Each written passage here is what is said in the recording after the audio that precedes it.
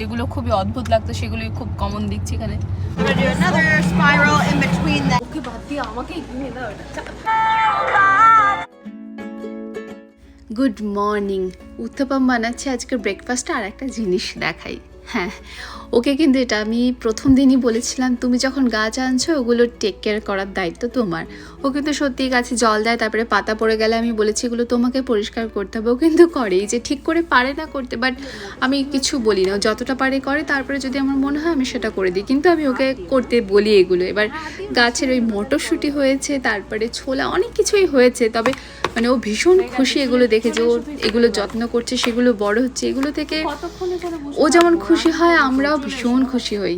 আজকে আমরা অনেক কিছু প্ল্যান নিয়ে বেরিয়েছি, তো জানি না কি কি শেষ পর্যন্ত হতে চলেছে, সব কিছু ডিপেন্ডস করছে যদি আমরা পার্কিং পাই। এখানে একটা আর্ট ফেয়ার হচ্ছে, তো অ্যান আরবারে এটা নাকি প্রত্যেক বছরই হয়। এটা অনেক পুরনো, 39 না 49 ইয়ার্স, আমার এখন মনে পড়ছে না, আমাকে চেক করে বলে দেবো। তো ওখানে হচ্ছে, আর ওখানে 3টে সেকশন করা আছে, তো ওই জন্য মানে পুরো ডাউনটাউন এরিয়াতে ওটা হচ্ছে। তো এবার পার্কিং পাওয়া ওই এরিয়াটাতে খুব চাপ, আর যেগুলো পাওয়া যাচ্ছে সেগুলো অনেকটাই বেশি প্রাইস। তো এবার গিয়ে দেখি পার্কিংয়ের কি গল্প। না হলে আমাদের আবার একটু ওয়ালমার্টে যেতে হবে, কালকে আবার এক জায়গায় নিমন্ত্রণ আছে, গিফট কিনতে হবে, এই সমস্ত বিষয় নিয়ে বেরিয়েছে। আর আজকে সানগ্লাস পরেছি বলে না, হালকা মেঘমেঘ বিষয়। আমি আবার সানগ্লাসটা খুলে দেখে নিলাম, আর আমি না সকাল থেকে আজকে চশমা পরিনি, চশমা পরে নিলে আমি সানগ্লাসটা পরতে পারছি না। আমার মনে হচ্ছে এটা চেঞ্জ করতে হবে, কিছু করার নেই। আর লেন্স আমি কোনোদিন পরিনি, I don't know, like lens না পরলে আমার আর কপালে সানগ্লাস নেই মনে হচ্ছে। এখানে আর্ট ফেয়ার হচ্ছে, তার জন্য মনে হয় কিছু একটা যে আকাশে দেখা যাচ্ছে কি লেখা, আমার পক্ষে তো পড়া সম্ভব নয়। হ্যাঁ, একটা সেই ছোট প্লেনগুলো হয় সেটা, ওটাকে নিয়ে আমি প্রথমে ভাবলাম কি একটা আলাদা ঘুরে উঠছে আর প্লেনটা, তারপরে এখন কাছের থেকে দেখে বুঝতে পারছি। বাবা তুই ঠিকই বলেছিলি, তুমি ঠিকই বলেছিলে গো হিরো। ও কি বলেছিল? ও বলেছিল দেখেছো? হ্যাঁ হ্যাঁ, ওই সবার আগে দেখেছে। সেল সেল, হ্যাঁ আমিও পড়তে পারছি, লিফ সেল চলছে। আচ্ছা চলো চলো, আচ্ছা সেলের এরকম ভাবে ওই বিল্ডিং এর উপরটাতে ঘুরে যাওয়া হয়েছে মেলা রিলেটেড। এটা সেই লিফ নয় তো? কোন leaf? Oh don't know man. তা বলে একটা সেলের অ্যাড দেওয়ার জন্য একটা প্লেনকে দিয়ে আমার ওটা ইয়ে করা, অরিজিৎ বলছে নিশ্চয় নিজেরই ওটা প্লেনটা, বলছে তাহলে তার তো খরচ আছে। মানে মানে আমার কাছে তো খুবই অদ্ভুত লাগছে, মেবি কমন এখানে, বাট যেগুলো খুবই অদ্ভুত লাগতো সেগুলোই খুব কমন দেখছি এখানে। আমার একটা প্লেন থাকলে আমি আমার চ্যানেলটার অ্যাড দিতাম গরম করে। এই না গো, ওখানটাতে তো ছবিটাও সেই লিফে। সত্যি? হ্যাঁ। তো যাই হোক, যেখানে যেমন সেখানে তো তেমন হবে, আমাদের অবাক লাগলেও তাদের কিছু করার নেই।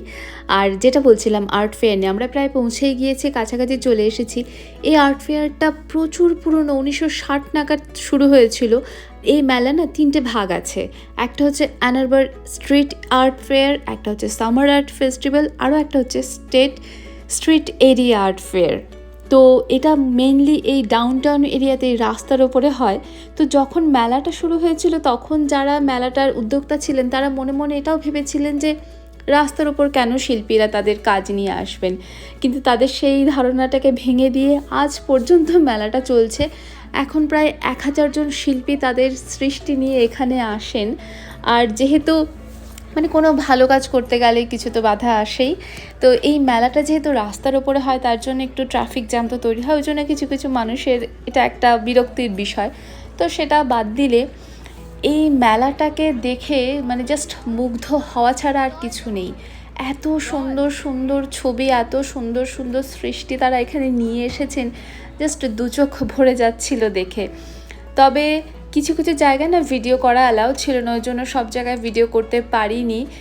এত সুন্দর সুন্দর কাজ, এত সুন্দর সুন্দর ছবি, কিছু কিছু ছবি দেখে মানে অনেকক্ষণ মনে হচ্ছিলো সেখানেই দাঁড়িয়ে মুগ্ধ হয়ে দেখি। আর সেই কাঁচের ছোট ছোট জিনিস, ভীষণ সুন্দর সুন্দর জিনিস পাওয়া যায় না এখানে। এই যে এই শিল্পী এখানে সেটা তৈরি করে দেখাচ্ছিলেন, এত রোদের মধ্যে, এত গরমের মধ্যে দাঁড়িয়ে তিনি কিন্তু সবার সামনে সেগুলোকে বানাচ্ছিলেন এবং ঘুরে ঘুরে প্রত্যেকটা মানুষকে দেখাচ্ছিলেন। তো এখানটায় প্রচণ্ড যেহেতু গরম, ওই জন্য অদ্রিনীল এখানে কেউ একটা দাঁড়াতে দেয়নি। আর ও তো ছোটো, বুঝতেও পারছে না যেখানে কী চলছে, ছবি দেখে ও তো কোনো ইন্টারেস্ট পাচ্ছে না অতটা। তো তো ওই জন্য আমরা এখান থেকে একটু পরে অন্য জায়গায় চলে গেলাম। তো দেখলাম যে সেখানে বাচ্চাদেরও অনেক অ্যাক্টিভিটিস হচ্ছে, ওখানে পটারি মেকিং হচ্ছে, ওখানে আরও দেখলাম যে বুকমার্ক তৈরি করা, বাচ্চারা এগুলো করতে পারে। তো আমরা এখানে এতক্ষণ পর্যন্ত দাঁড়িয়ে দেখলাম, তো এটা একটু সময়ও লাগছিল, ওই জন্য আর এক জায়গায় তো ওকে দাঁড় করিয়ে রাখা সম্ভব নয়, ওকে নিয়ে চলে এলাম এখানে। ও বানাচ্ছে, তো বেশ অনেকটা ভালোই এখানটায় এসে একটু মানে ও যাতে একটু ইন্টারেস্ট পায়, ও যাতে ফিল করে হ্যাঁ কোথাও একটা কিছু গিয়েছিল, ওর একটু মজা হয়েছে। তো সেই জন্য ওকে নিয়ে এলাম। ওখানে বসে বসে এখন কি বানাচ্ছিল যেন একটা, বললো গাছপালা রিলেটেড কিছু একটা বানাচ্ছিল। তো ওর ওটা হয়ে যাওয়ার পরে আমরা একটু অন্য একটা সাইডে এলাম।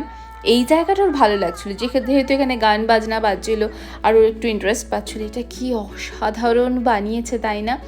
এখানে দেখলাম যে একজন শিল্পী গান গাইছিলেন, এত ভালো গান গাইছিলেন কি বলবো, কিন্তু দাঁড়িয়ে খুব একটা বেশি সময় পাইনি শোনার জন্য, কারণ অদ্রিনীল এখানে রোদের মধ্যে দাঁড়াতে চাইছে না। তো বাধ্য হয়ে আমাদেরকে এখান থেকে চলে যেতে হচ্ছে। কিন্তু এই যে 1000 জন শিল্পী প্রায় প্রত্যেক বছর আসেন, আর এই মেলাটা হয় জুলাইয়ের 3rd উইক নাগাদ, প্রত্যেক বছরই এটা হয়। তো এতজন শিল্পী এখানে আসেন, এতগুলো মানুষ এই মেলাটা দেখতে আসেন, ভেবেই অবাক লাগছে। ভীষণ সুন্দর একটা নতুন এক্সপিরিয়েন্স হলো আজকে। রোদে ঘুরে ঘুরে না প্রচণ্ড টায়ার্ড লাগছে এবার। আর আমরা এখন ওয়ালমার্ট যাচ্ছি, ওখানে গিয়ে কিছু কেনাকাটা করার আছে, ওই একটা গিফট কিনতে হবে মেনলি, ওই জন্যই আমরা যাচ্ছি। তারপরে বাকি তো কিছু কোথাও গেলে সংসারের কেনাকাটা লেগেই থাকে, সেই সমস্ত কিছু যা হবে করে তারপরে মনে হচ্ছে অনেকটাই রাত হয়ে যাবে বাড়ি ফিরতে ফিরতে আজকে। ওটা লক করা আছে, তাই জন্য মুভ হবে না। হেলমেট নিতে হবে এবার একটা, এটা প্ল্যানই ছিল না, হঠাৎ করে বললো। ওটা দাঁড়া কোনটা নিবি সেটাকে চুজ কর, বাবা বলেছে এইটা দেবে, এটা তো দারুণ রে। ওকে বাদ দিয়ে আমাকে কিনে দাও এটা, প্যাডেল কর প্যাডেল কর, লক করা আছে। বাপরে এটা কি? শোন তুই তো ঝুলে পড়েছিস, এখানটায় বস, সামনে ব্রেক, বাকিগুলো তো ব্রেকই নেই।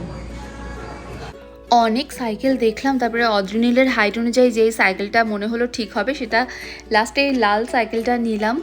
তো এখানে সাইকেলগুলো বললাম না, অনেক সাইকেলে দেখছি ব্রেক নিয়ে আমরা বুঝতে পারছি না। তারপরে একজনকে ডাকলাম, উনি বললো যে সাইকেলটার প্যাডেলটা যদি পেছন দিকে করা হয় সেটাই হচ্ছে ব্রেক।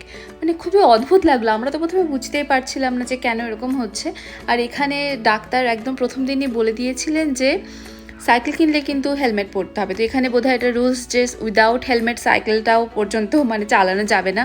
আর অনেক রাত হয়ে গেছে, আজকে ভাবছি আমরা ম্যাকডি থেকে বার্গারটা নিয়ে বাড়িতে ফিরবো, ওটাই ডিনার করবো। এই যে বার্গার নিচ্ছে এখন, বাড়ি থেকে এটাই ডিনার করবো। অদ্রিনীলের প্রথম দিন সাইকেল চালানোর মানে সাইকেল শেখা চলছে, তুই চল, তোকে তাকাতে হবে না। আমার মানে অদ্রিনীলের সাইকেল চালানো দেখে নিজের সাইকেল চালানো শেখার কথা মনে পড়ে যাচ্ছে। ছোট্টবেলায় বাবার যে সাইকেলটা ছিল, মানে সেই বড় সাইকেলগুলো হয় না, সেই সাইকেলগুলো দিয়ে শিখেছিলাম আমি আর বোন। আমরা একদিনে মানে একটা বেলায় শিখেছিলাম। বাবা কোথাও একটা গিয়েছিল, সাইকেলটা সেদিন বাড়িতে ছিল, তো দুজনে মিলে হাফ প্যাডেল চালিয়ে চালিয়ে শিখেছিলাম। তো আমাদের কিন্তু বাবা সাইকেল ধরে একদম চালানো শেখায়নি, অরিজিৎ তাই নিজে নিজেই শিখেছে। তো আমরা সেটাই মানে অদ্রিনীলকে শেখাতে গিয়ে সেটাই বলছিলাম, তখন না হেলমেট ছিল না কিছু ছিল, ওরকমভাবেই চালাতাম। আর আমাদের বাড়ির সামনে রাস্তা হচ্ছে ওই লাল মোড়ামের রাস্তা ছিল, ওর মধ্যে কত যে পড়েছে, পড়ে গেলে সেই পা কেটে রক্ত বেরোনো। সেই সবাই বলতো না যে যতক্ষণ না সাইকেলকে রক্তদান করা হবে সাইকেল চালানো শেখানো যাবে না। তো অদ্রিনীলকে নিয়ে আমাদের এইখানেই অ্যাপার্টমেন্টে একটা ওই ভলিবল কোর্ট আছে, তো সেখানটায় নিয়ে চলে এসেছি যাতে এখানটায় পড়ে গেলে ব্যথাটা কম লাগবে। আর ও কিছুতেই না প্যাডেল করছে না, আমাদের শুধু বলছে পেছন থেকে ঠেলে দাও, উনি গড়গড়িয়ে চলে যাবে। তো যাই হোক, প্রথম দিন এইটুকু পর্যন্তই হলো। এবার বাড়িতে যাই, গিয়ে রান্না বান্না করতে হবে। অদ্রিনীলকে মা বাবা দুজন মিলেই সাইকেল চালানো শেখানো হচ্ছে। তো এটা নিয়েই বেশ আমি আর অরিজিৎ অনেকক্ষণ গল্প করলাম। হ্যাঁ, ছোটোবেলায় আমরা একা একাই শিখেছি। অদ্রিনীলকে বলছে কেন দাদু ভাইরা কেন তোমাদের সাথে ছিল না? আমরা বললাম আমরা একা একাই শিখেছি। এবার বাড়ি গিয়ে ডিনার বানাতে হবে, ডিনারের প্রস্তুতি একটু করে এসেছিলাম, বাকিটা গিয়ে ঝটপট করে বানিয়ে নেব। এই যে চিকেন রেডি করা আছে, আজকে চিকেন এগরোল বানাবো। আটাও মেখে রেখে গিয়েছিলাম, ওই জন্য এখন শুধু রুটিটা বানিয়ে ডিম দিয়ে ভেজে নিলেই হয়ে যাবে। আর এগরোল বানানোর সময় না সবসময় আমি অ্যালুমিনিয়াম ফয়েল দিয়ে ওটাকে র্যাপ করি, খুব ইজি হয়, তাহলে একদম সেই খুলে যাওয়ার চান্সটা থাকে না, যে কোনোভাবে মুড়িয়ে দিলে ওটা থেকে যায়। তো খেতে দারুণ হয়েছে। আর তোমরা জানিও যে তোমরা কিভাবে সাইকেল চালানো শিখেছিলে, তোমাদের ছোটোবেলায় সাইকেল চালানোর কোন স্মৃতিটা মনে পড়ছে। আর এই ভ্লগটা এখানেই শেষ করছি, তোমাদের সঙ্গে দেখা হবে নেক্সট ভ্লগে। ততক্ষণ পর্যন্ত সবাই ভালো থেকো, বাই।